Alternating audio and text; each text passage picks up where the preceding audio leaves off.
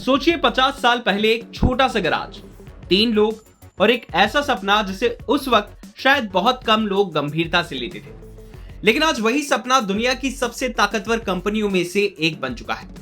हम बात कर रहे हैं एप्पल की, एक ऐसी कंपनी जिसकी कहानी सिर्फ आईफोन, मैक या एप्पल वॉच बेचने की कहानी नहीं है, बल्कि ये कहानी है कि कैसे एक कंपनी ने टेक्नोलॉजी को जरूरत से उठाकर लाइफस्टाइल बना दिया।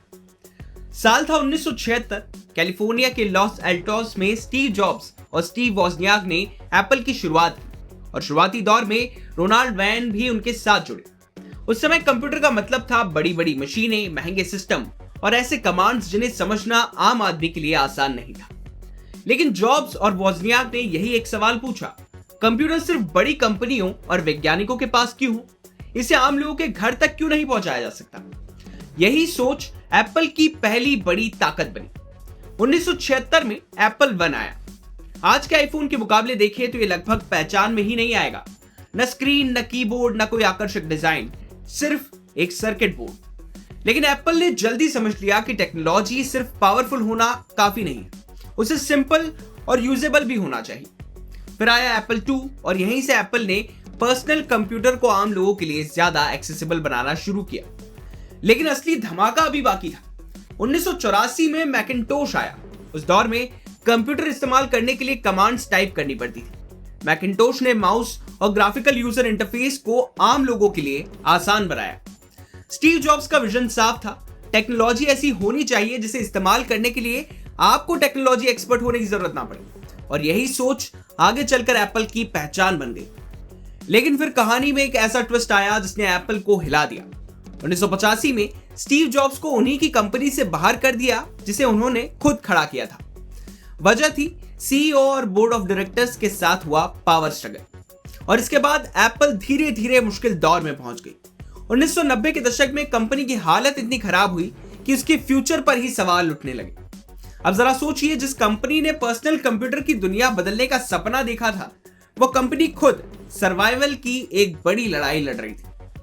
लेकिन फिर आता है साल 1997 जब स्टीव जॉब्स की वापसी होती है और उन्होंने आते ही एक बड़ा फैसला किया, बहुत सारे प्रोडक्ट्स बंद कर दिए।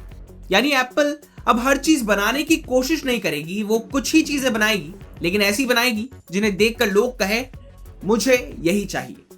इसके बाद एप्पल ने एक के बाद एक ऐसी चीजें लॉन्च की जिन्होंने पूरी इंडस्ट्री को बदल दिया। 2001 में आईपॉड आया, फिर आईट्यून्स और 2007 में आया आईफोन। लेकिन आईफोन की सबसे बड़ी खासियत सिर्फ टच स्क्रीन नहीं थी। एप्पल ने फोन, म्यूजिक प्लेयर और इंटरनेट को एक ही डिवाइस में जोड़ दिया। और फिर आया ऐप स्टोर। यहीं से एप्पल ने एक और बड़ा खेल शुरू कर दिया।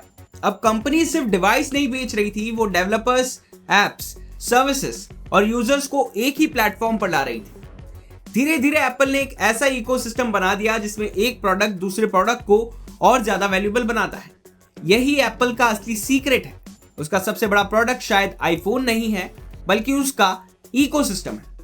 लेकिन कहानी में एक और बड़ा सवाल आता है। 2011 में स्टीव जॉब्स का निधन हो जाता है और दुनिया पूछती है कि क्या जॉब्स के बिना एप्पल वही एप्पल रह पाएगी? यहां टिम कुक की कहानी शुरू होती है। स्टीव जॉब्स ने टिम कुक को सिर्फ सीईओ बनाने के लिए तैयार नहीं किया था, उन्होंने उन्हें एप्पल की सप्लाई चेन और ऑपरेशंस को ठीक करने की जिम्मेदारी भी दी थी। और यह फैसला बाद में एप्पल के लिए बेहद महत्वपूर्ण साबित हुआ। जॉब्स के पास विजन था, प्रोडक्ट का जुनून था, लेकिन टिम कुक ने उस विजन को ग्लोबल स्केल पर एग्जीक्यूट किया।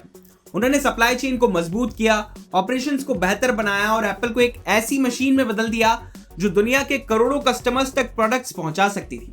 यही वजह है कि स्टीव जॉब्स के बाद भी एप्पल की ग्रोथ रुकी नहीं, बल्कि कंपनी ने नए रेवेन्यू स्ट्रीम्स बनाए, वेरिएबल्स का बिजनेस बढ़ाया, सर्विसेज बिजनेस को मजबूत किया। App store, iCloud, Apple music, Apple पे जैसी सर्विसेज ने एप्पल को सिर्फ हार्डवेयर कंपनी नहीं रहने दिया। और यही एप्पल की दूसरी सबसे बड़ी ताकत सामने आती है, रिकरिंग रेवेन्यू। अब सवाल है कि एप्पल आज भी दुनिया की टॉप कंपनीज में कैसे है? क्या सिर्फ इसलिए कि उसके प्रोडक्ट्स काफी महंगे हैं? नहीं, असली खेल इससे कहीं बड़ा है। एप्पल ने डिजाइन को प्रोडक्ट का हिस्सा बनाया, प्राइवेसी को ब्रांड वैल्यू बनाया, इकोसिस्टम को कस्टमर लॉक इन बनाया और सप्लाई चेन को कॉम्पिटिटिव एडवांटेज बनाया।